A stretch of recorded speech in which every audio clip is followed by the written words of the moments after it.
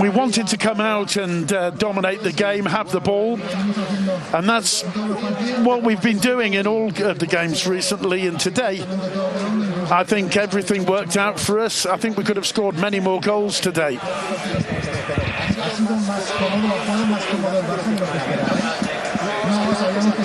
Look, we knew that if we did things properly, we were going to win the game. It's what's been happening with this coach since we lost to Madrid in the Super Cup. We've been having lots more of the ball, more control of games. Everything seemed to come together properly. We're happy with the result. I think we could have scored many more goals tonight, but at the end of the day, they're 3 really important points for us. If we've got the slightest of chances to battle for the Liga, we're going to go ahead and do it. We've got a game in hand. Everything can happen in football. And the only thing we can control are our games. And if our rivals slip up, then that's all the better for us. We're taking things step by step. The first thing we're going to have to do is overtake Sevilla. Now we've got the break coming up. The result tells the story. I think we had maybe such an advantage in the table that we were too relaxed. It always hurts to lose a clásico, but the season's been fabulous until now, and the advantage we have means we're still the favourites.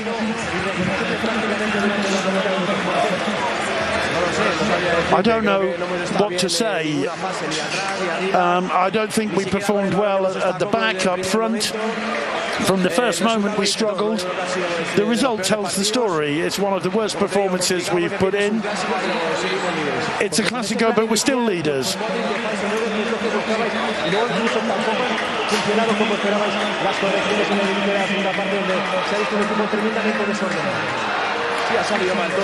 Everything went wrong for us from the start. We came out after the break and they scored a couple really quickly. We wanted to have more possession of the ball. We never had it. I think Barcelona had put in a really good performance. I want to congratulate them. But we're still leaders. We've still got a huge advantage of points.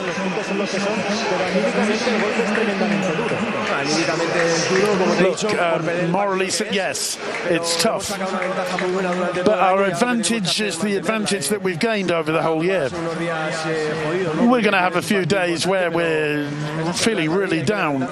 But we're Real Madrid. We have to get up. We still depend on our own results. But we're Barca. We have to finish as high up the table as we possibly can. We are Barca. You know what's really interesting from Sergio Busquets there? He said, we knew if we did everything that we could do right, we'd win the game. Which is a Barcelona player, I suppose you'd expect him to say that. But they haven't had that swagger for 2 or 3 years, have they, where they would go into a Clásico expecting to win? No, of course. I mean, because of the recent results and also because of the reconstruction that Barcelona has and the chaos that's behind the scenes. So that's one of the things that they didn't have confidence. That comes also because of the changing of management. Every manager has his own philosophy and his own way of letting this team play. And I think a big loss today was also that Benzema was not playing. Mm-hmm. Without Benzema, Madrid looks like a shadow of the team that we've seen beating Paris Saint-Germain in the Champions League. If he played tonight, would it have made any difference? Yeah, definitely. I would say so. I mean, he's a big threat, and of course, I don't want to take anything away from Barcelona because the credit is there. They did an amazing job, but it would make a difference. He got such a big factor. He's such a big factor in this team. All the balls goes towards him. Everything always goes through his channel, and it's not only because of his play, also because of his personality. He's the captain, so.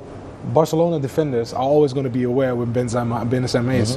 What leaves you with that? It leaves you space to the other players also to excel. Now, Vinicius Jr. is not still on that pace. Rodrigo is not on that pace to be the main guy. So they need somebody in that area just to get along with. If you understand. So that's one of the reasons why Madrid couldn't make a fist. In the final third. I mean, they would have been more straight, Nigel, but.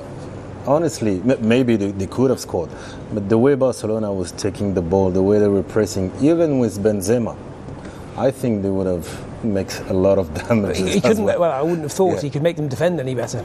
No, that's that. I'm not saying like they would win the game, not at all. No, of course. At least they would have a chance. You know, especially going forward. They didn't do anything going forward. Nothing. Maybe one or two shots on target. Yeah, you're right. But apart from that, they didn't do anything. And that is also to do with credit to Barcelona, because they had a high line. Defensive-wise, they were very solid in the back, and they were really looking like a unit. And that's what I said, is the reflection of Xavi. The fact that you see Dembélé on the pitch enjoying himself again, that says something about Xavi being a manager. Not every manager can do that, eh? Of course. You know, when you come inside and you see already that one player is out of the door, the majority of the managers, they go with the flow of the president. They say, you know what, okay, I don't need him because he's already gone.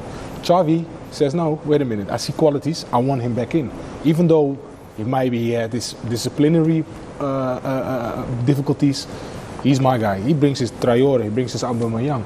You know, guys who are rejects, I will say, rejects at their own club at that time, but he bring them in. He brought speed. He brought speed, but he brought the right setup for his team. So that says something, you know. And if you look at the bench, I mean, the bench even with Depay on the bench, with Traore, with Braithwaite, with all these youngsters as well.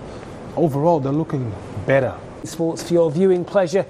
And what a pleasure, unless you're a Madrid fan, that Clásico was. Barcelona looking as good as they have for 7 or 8 years. Yeah, definitely. I mean, it definitely gave us Barcelona vibes from a couple of years ago, and especially when Xavi was still a player of Barcelona. It's good to see Barcelona back where they belong as well. Of course, there's still a long road to go to retain that position as the champions of Spain, but also the domination they had. But it's a great start. When you go away from Bernabeu, it doesn't matter which team you are, Bernabeu is always a hard place to play. And when you do it that convinced, how Barcelona did it, all credit to Xavi. You know, how he shaped that team, how he brought players back as well, who were actually already out of the door, the exit door, and how they integrated got back in the team. And that's one of the reasons why they're so successful. You know, he's a reflection of how they've been playing, and it was an overall fantastic performance. I mean, you want the big two in Spain to be able to go at it hammer and tongs. You don't want one side to be dominant. It had felt the last couple of years as if Real were pulling away from Barcelona. The gap was growing. Tonight seems to have changed all of that. Yeah, of course, but it was the fault of Barcelona, you know, that era where they did some mistake on recruitment, some mistake on management, and at the same time, you know, when you looked at Florentino Perez, you know, I think resources-wise, you know, he was okay, you know, refurbished, the stadium is magnificent. Now, that's why, you know, you have everything was happening on the pitch, but outside as well. So the return of Laporta and Xavi, they represent the club, you know, they represent the Catalonia, they've got some values, they know what they can accept, they know what they cannot accept. Values outside the pitch, you know, you can see the organization, it's much, much better, you know, the team spirit, the togetherness, and values on the pitch. This is the era of Cruyff and Guardiola, you're dictating the pace, you know, non-negotiable. We have to win, but with the manner. That's everything what we've seen today. You'll always have certain moments will define games. If you're a Madrid fan, you may well argue Pierre-Emerick Aubameyang should have been off at 0-0. Oh, that's a yellow card for me. That's maybe dangerous, but not that. I don't think it was a red card at all. I mean, I made plenty of those tackles back in my days, and didn't even get a yellow card for it. But lucky enough, he stayed at the pitch. It is also what we needed for the game. You don't need to play against 10 men that early on. But the fact, I said it before, Xavi's credit is to keep this man, Dembélé. He was a constant threat. You know, he was already with one leg out of the door. Laporta made already statement he's not going to renew his contract. He's not going to be part of the first team. But the fact that he's been so essential already in Xavi's team, that says something about him being a men's manager. He knows exactly what he needs for the squad, and he knows the quality of Dembélé. He knows he needs him, especially on that right side. You know, being a danger with his right and his left, and it is ticking. I mean, here's another one. Aubameyang as an assist, doing a little back heel, and what a finish! This is straight after the first half. I mean, how disorientated can you be as Real Madrid? You know, I mean, tactic-wise, they were all over the place. I think Ancelotti changed the positions from certain players already at the first 2 minutes. Casemiro went back as a central defender. It's not what you want, but yeah. Nigel, sometimes, you know, about Barcelona, we're talking all the time about the midfield, how how they control the game. But you know, Xavi, he recruited Adama Traore. He likes Dembélé, Torres. You know, they own speed. You know, we forget that as soon as they can have verticality, they take it.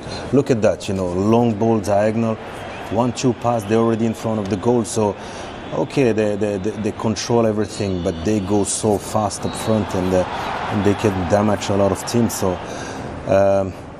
Yeah, look at those runs, you know, we've seen that so many times, you know, they had maybe more than 10 chances, clear Barcelona, they couldn't cope with the speed of Torres and Aubameyang, and look at that, you know, could have been 5 easily. I gotta be honest, like, this is the first time that I've seen Real Madrid this season that they look old. You know, like, I had that moment, remember when Barcelona was like dominating the league and they looked old? This is again the first time that I've seen them in Real Madrid, like, they're so wide of each other. It's like they can't keep up the pace with the youngsters of Barcelona and the speed as well. It's like they look old. So, but Nigel, I've seen so many games from Real Madrid. And sometimes it was like that, you know. Not that they were lucky because they've got Benzema and Vini, but so flat, no pressure. The 2 games against Paris, it was exactly the same. Remember the first leg, you know, they didn't. And the difference between Paris and Barcelona, okay, in terms of quality, but Barcelona, they were not complacent, you know, coming back even in halftime. They wanted just to hurt them. We have chances, we just go at them. And that was the mistake of Paris. But Madrid this year, sometimes I felt they were a bit like this, you know. Atletico is struggling, Barça is in reconstruction, so that's why they're flying. But yeah, there's not going to be flying with that next year with that kind of performance. Yeah. Let's get some.